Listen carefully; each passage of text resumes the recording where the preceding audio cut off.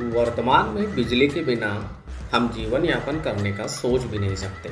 आज के समय छोटे से छोटा और बड़े से बड़ा उपकरण बिजली से चलता है, जैसे टीवी, कंप्यूटर, ट्रेन, कूलर, पंखे, रोड लाइट और मोबाइल चार्ज करने के लिए भी हमें बिजली की ज़रूरत पड़ती है। हम दिन रात घर तथा ऑफिस में बिजली का इस्तेमाल करते हैं, लेकिन क्या आपने कभी सोचा है कि बिजली इतनी आती कहाँ से है? तो मैं आज आपको बताऊंगा कि आखिरकार बिजली कहाँ से आती है और आखिरकार यह बिजली कितने तरीके से बनाई जा सकती है। तो सबसे पहले हम आपको ये बताएंगे कि आखिरकार बिजली कैसे बनाई जाती है। मैं हूं योगी योगेंद्र और आप देख रहे हैं auto Galaxy official YouTube channel. तो फैराडे नामक वैज्ञानिक के सिद्धांत के अनुसार जब दो बड़े शक्तिशाली चुंबक के मध्य किसी कुंडली पर तांबे के तार को लपेटकर घुमाया जाता है, तो तांबे के तार में बिजली पैदा हो जाती है। यह कुंडली शाफ्ट के द्वारा टरबाइन से जुड़ी होती है और बिजली बनाने के लिए इसी टरबाइन को घुमाना पड़ता है।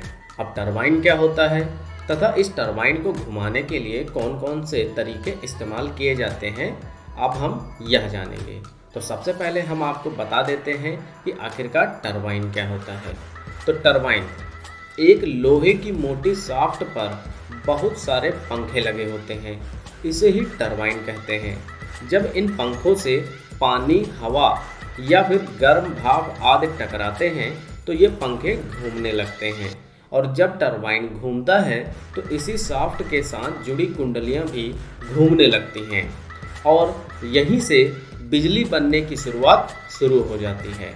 तो टरबाइन को हम लोग कभी भी हाथ से नहीं घुमा सकते, क्योंकि इसको घुमाने के लिए बहुत सारी एनर्जी की ज़रूरत होती है। तो इसीलिए हम लोग इसको हाथ से नहीं घुमा सकते।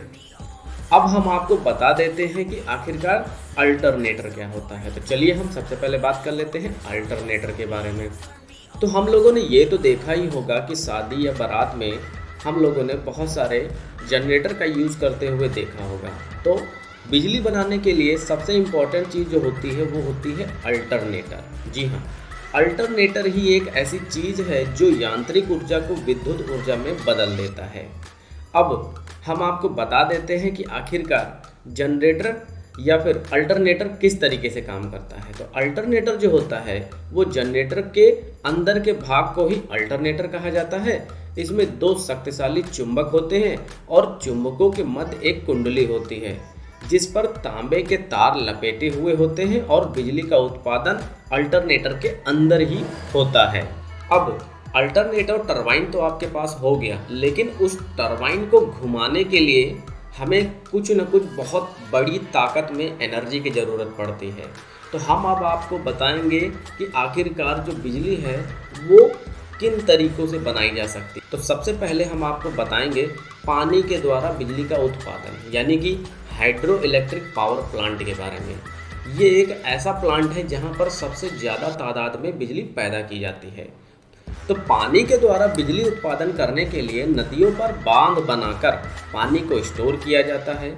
उसके बाद उस पानी को ऊंचाई से पाइप के द्वारा टरबाइन पर गिराया जाता है, और जो बिजली बनती है उसे तारों के द्वारा दूसरे स्थान पर पहुंचाया जाता है। बिजली बनने की प्रक्रिया 24/7 चलती रहती है। अब यह एक ऐसा स्रोत है जहां से हम लोग सबसे ज़्यादा तादाद में बिजली का उत्पादन करते हैं। यही एक स्रोत है जहां से हम लोग सबसे ज़्यादा पानी स्टोर करने के बाद और उस पानी को हम उस टरबाइन पर गिराते हैं, जिससे वह टरबाइन जो है चलती है, और वह जब टरबाइन घूमती है तो हमारा उसी से अल्टरनेटर भी काम करता है, और अल्टरनेटर जो रहता है वो हमारा बिजली पैदा करता रहता है। अब यह जो बिजली होती है वह बहुत ही ज़्यादा तादाद में होती है, तो इसको हमारे घरों तक लाने के लिए अलग अलग तरह के ट्रांसफार्मर्स का यूज किया जाता है, और पावर प्लांट अलग अलग तरीके से लगाए जाते हैं, और हमारे घरों में जो बिजली आती है वो बहुत ही कम मात्रा में आती है। अब इसमें हम आपको एक और चीज़ बता देते हैं, वो है कि ट्रांसफ़र आखिरकार काम कैसे करता है। तो पावर प्लांट में जो बिजली बनाई जाती है वह बहुत ही उच्च वोल्टेज की होती है, लेकिन घरों में जो वोल्टेज यूज होता है वो होता है 240 वोल्ट। तो ट्रांसफार्मर के द्वारा हाई वोल्टेज को लो वोल्टेज तथा लो वोल्टेज को हाई वोल्टेज में बदला जा सकता है। तो चलिए अब हम आगे बढ़ते हैं और बात कर लेते हैं कोयले के द्वारा बिजली का उत्पादन। जी हाँ, थर्मल इलेक्ट्रिक पावर प्लांट। जिन स्थानों पर नदियों पर बांध नहीं बनाया जा सकता, वहां कोयले के द्वारा पानी को गर्म करके उसके भाप को तेजी से टरबाइन पर डाला जाता है, जिससे बिजली बनती है। पानी को गर्म करने के लिए कोयले का इस्तेमाल किया जाता है और पानी गर्म होने पर बाद में भाप में बदल जाता है और भाप का जो तापमान रहता है वह 500 से 1000 डिग्री सेल्सियस के मध्य होता है। अब टरबाइन से गुजरने के बाद भाप को फिर से ठंडा करके उसे पानी बना लिया जाता है और वह पानी दोबारा इस्तेमाल किया जा सकता है। तो कोयले को जलने के कारण चिमनी से जो जहरीला धुआं भी जो निकलता है, उसमें से इलेक्ट्रोस्टैटिक प्रोपुलेशन यंत्र के द्वारा हानिकारक पदार्थों को अलग कर दिया जाता है तथा कम से कम हानिकारक धुआं आसमान में छोड़ा जाए। अब हम आपको आगे ले चलते हैं और बात कर लेते हैं कि आखिरकार तीसरा ऐसा कौन सा उत्पादन है जिससे हम बिजली की उत्पादन करते हैं।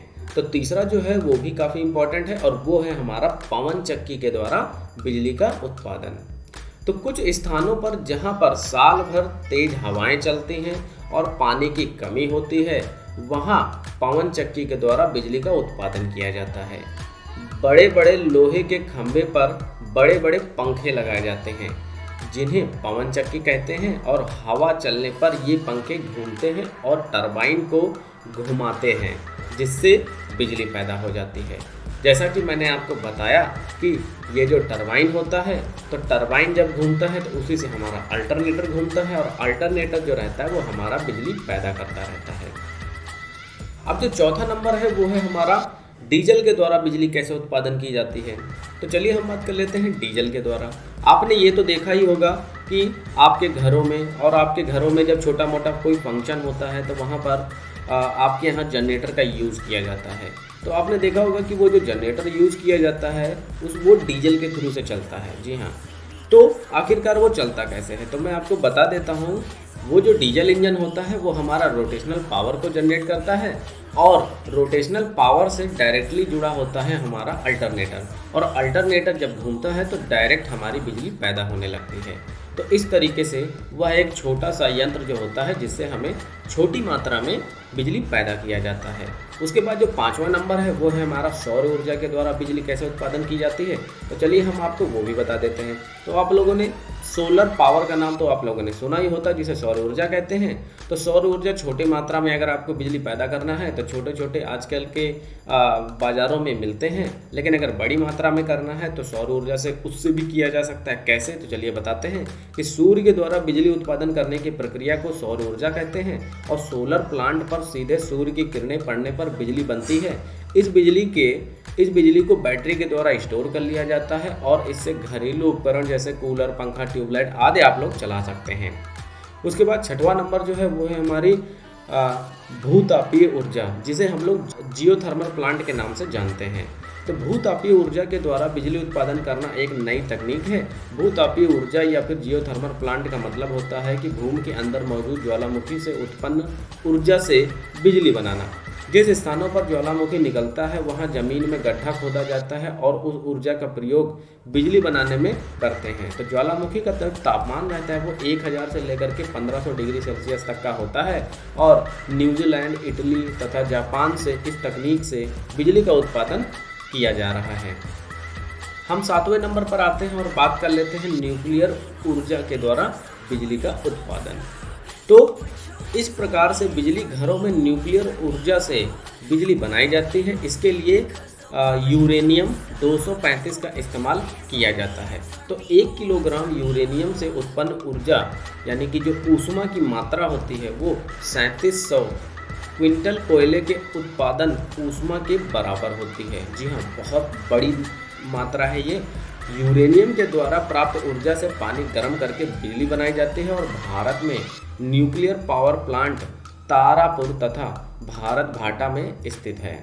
8वां नंबर जो है वो है हमारा नेचुरल गैस पावर प्लांट। में नेचुरल गैस के द्वारा पानी को गर्म करके भाप में बदला जाता है और फिर उससे टरबाइन को घुमाया जाता है और बिजली बनाई जाती है। तो नेचुरल गैस ज़मीन से निकाली जाती है जिसकी मात्रा बहुत कम होती है, इसलिए नेचुरल गैस प्लांट को अभी इतना विकसित नहीं किया गया है। अब हम जो नवा नंबर है वो बात कर लेते हैं बायोमास गैस पावर प्लांट के बारे में। तो बायोमास गैस पावर प्लांट में बायोगैस का इस्तेमाल करके पानी को गर्म किया जाता है और बायोगैस पेड़ पौधे तथा पत्तियों जानवरों अवशिष्ट पदार्थों से बनाया जाता है। तो बायोगैस आप लोगों ने सुना ही होगा कि आप बहुत पहले से इसका यूज हो रहा है और ये हमारा घरों में भी इसको यूज किया जा सकता है और बहुत सारे लोगों के घरों में पुराने के टाइम पर ये होगा भी। अब ये रहा हमारा 9 तरीके से जिस तरीके से हम बिजली का उत्पादन किया जाता है। अब इन सभी में जो बिजली उत्पादन हो रहा है उन सभी में एक ही चीज़ सबसे इम्पॉर्टेंट है और एक ही चीज़ सबसे कॉमन भी है, जो कि है आपका अल्टरनेटर। जी हाँ, बिना अल्टरनेटर के आप बिजली को पैदा नहीं कर सकते और उस अल्टरनेटर को चलाने के लिए आपको टरबाइन की ज़रूरत पड़ती है। तो टरबाइन भी वो भी घूमती है, तो आखिरकार उसको घुमाने के लिए हम लोग तरह तरह के प्लांट का यूज करते हैं। तो जिस जगहों पर जिस तरीके की सुविधा होती है हम लोग उस तरीके से वहाँ पर पावर प्लांट को लगा देते हैं और हम उससे बिजली आसानी से पैदा की जा सकती है। तो फिलहाल ये रहा हमारा आज का टॉपिक, जो कि है कि बिजली कैसे बनाई जाती है और यह कितने तरीके से बनाई जाती है। तो आशा करते हैं कि आपको यह जानकारी पसंद आई होगी। अगर तो यहीं पे मैं इजाज़त लेता हूँ। नमस्कार।